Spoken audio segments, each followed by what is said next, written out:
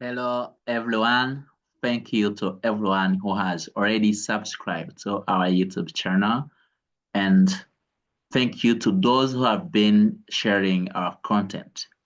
Thank you to those who have been reaching out to us, suggesting new skills or new tools you would like to elaborate.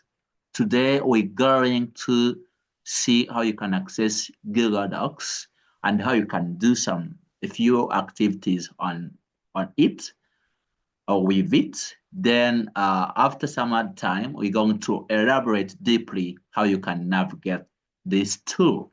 You need to digitize your work. You need to digitize your lifestyle. So as usual, you actually need to sign in or log in onto your Gmail account. You need to do it first. Like you can see, I'm already logged in. Now that I'm logged in, I will need to click on Google Apps. I will need to scroll down and click Docs as usual.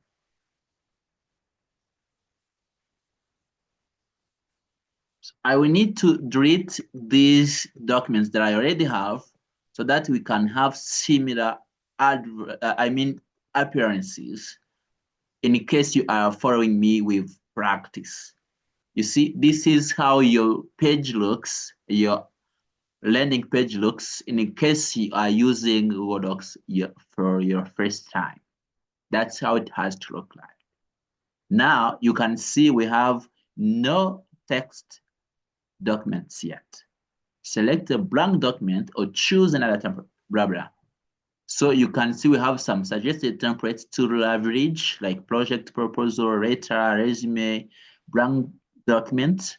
We have some other features here like main menu, docs, sheets, slides, forms, and so forth.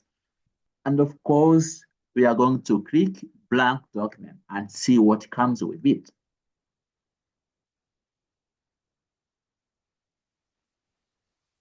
You see, this is what a blank document looks like. You see this document tabs, tab one, I see meeting notes, email draft, like these are suggestions that they are giving you to leverage. Like, can you start with a meeting note if you would like to work on that communication? Like these are templates that they are suggesting us that we can leverage. But of course, now that we are not going deep into it, we just see how to do a few things without necessarily spending much time to these suggested features. They are not going to spend time on them. So now let's see how to give a title to this document. You can simply type the title here and it will be, of course, the same name given there. You can still have an entitled document. Let's say end of month.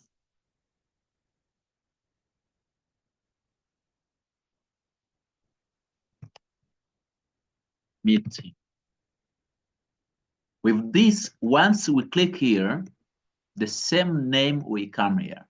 So in the case you want to give it a different name, you can just select and change. Maybe change it to monthly meeting, maybe, if you need just to practice this. Monthly meeting notes, maybe. Now you can type as usual, like you can do in the words. I mean, in the Microsoft Word, there is no big difference, only that this is online and it's automatically saved. Don't need to save. You can easily share with different people. You can do a lot of activities, like a lot can be done different from Word. So let's try like changing the font size, font style to Times New Roman 212. Let's make it a title. Let's like this is the one we are trying to make a title. But for the rest, if we are going to keep typing, we can change it to normal text there. Now, the normal text should be also in Times New Roman. and 12. These are features that we also have in Word. You can see bold, italic, underline, and so forth. Many features like we have in Word are still available here. You can see bullet points, you can see justifications, like alignment, and so forth. Now, let's try adding a table, and you easily understand that that is found under insert. See, you have insert. Let's say we'd like to add a timetable of the meeting. Let's say you just say time, like when something is going to happen, time, activity, then responsible, like the person in charge of making sure that the activity is done, or maybe the person will be presenting. Let's say introduction. No, let's say 9 a.m. Then introduction. Now let's say it will be read by PM, project manager, and so forth. I'm just trying to show you different things that you can do using Google Docs, but I'm not going into deep because, as I told you, there will be sessions to leverage different features that we have here. Still trying insert, we can also try to add a chart. Let's try to add a chart. Let's add a bar chart. Let's add a bar chart. You see, inserting bar chart. No, let's make it a vertical one. Let's add columns. Column chart. That would be the best. Like this, something like this. Now you see edit in sheets. If you need to edit, you can directly click here and go in sheets, because Google Docs doesn't have sheets, like, and we haven't have anywhere to add in details like points scored, period 2. You see, these are automatic data given with the chart, which are not ours. And if you need to edit, you've seen the notification here that you can edit in Excel in sheets, but also, let's say you didn't directly click the notification, then you select the chart, you see linked chart. When you click on this, like these three triple dots, then you can see open source. That means the source is where the data is coming from. Once you click, a new sheet will be opened with the same data that we had on the chart, and the chart also coming down here. And of course, it's not the data we entered on our own, then we need to do it on ourselves. You need to edit to match with your current data. Let's say you're a teacher and you're working on your students' record, marks or score over 2 academic terms. Let's say this is term 1, this is term 2, and maybe let's say this is Kenny, a student. This is Kenzo. This is Kerry. And let's say this is John. We don't have to edit a lot of stuffs. I'm just trying to show you a few things that you can do on your Google Doc once you open it. Now, you see that here the data has automatically changed, but what about the Google Doc that we are working on? Maybe you're not submitting this sheet to your manager or to your school director, but you submitting this Google Doc. So what happened?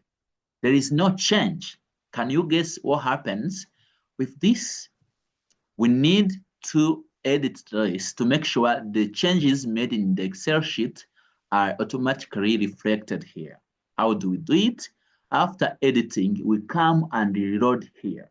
You see this reload icon, link the chart options. Once you select, you click, you see update. We click update, and the same data like you have in the sheet is appearing here. That's how you go on with this. You can also add comments. You see, I selected the sheet, I mean the chat.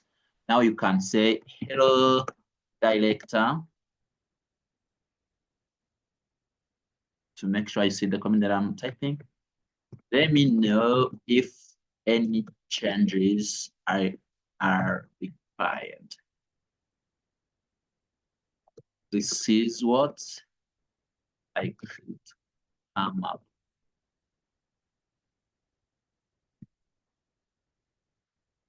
Rest, something like that. Then you comment. You can do a lot of things on this. You can suggest edits. Let's say you're not the owner of the document, but you think someone, please, would you mind if we change this like that? You can also join a call presenting this document. Something also very important is sharing. We always share with people to see how you can do it. So we are going to share again. You see quick sharing actions, copy link. You can copy link and share it to someone, then they would be able to access the document. But if you need to add someone like a commenter, a viewer, an editor, then you need to use to click share. You see, I am the owner and restricted. Only people with access can open with the link. So I need to add someone, like this is my personal email that I normally use. Normally tell you that you need to compose a professional email to someone who is going to receive. Kindly find the school performance report as used, maybe. Let me know if further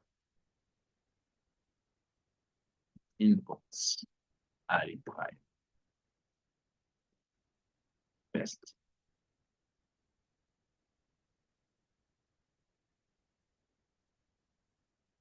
Then this is an editor. You can see I'm sending the message. The message is done and access updated. That means the other person has access to this document and they can do any changes because I made them an editor. They can change everything like I can do. However, you can come back and change the access you gave to this person. You can transfer ownership to them. You can give them ownership to own this document and yourself, you become an editor. You can remove their access. Let's say someone has been working on a team with you and they are now out of your organization or they moved to a different team, then you need to limit the access they have on the different files or documents you used. Then you can come here and remove the access. You can also make them comment or view anything that you would like to do with their access. So I think this is it for you to start using Google Docs. Unless you have any question that you can ask in the comment section, I would recommend we start trying to see what comes with file, what comes with edit before we try to navigate everything, what comes with view, what comes with format. But we, of course, have sessions discussing all these features. By now, this is what you could have to cover for you to have the very basics to leverage this tool. Please use the comment section to tell us how the session was with on your end. Please share with your loved ones, your colleagues, your friends who would like to benefit the same skills. And of course, remember to subscribe if you haven't yet. Your time with us is very appreciated.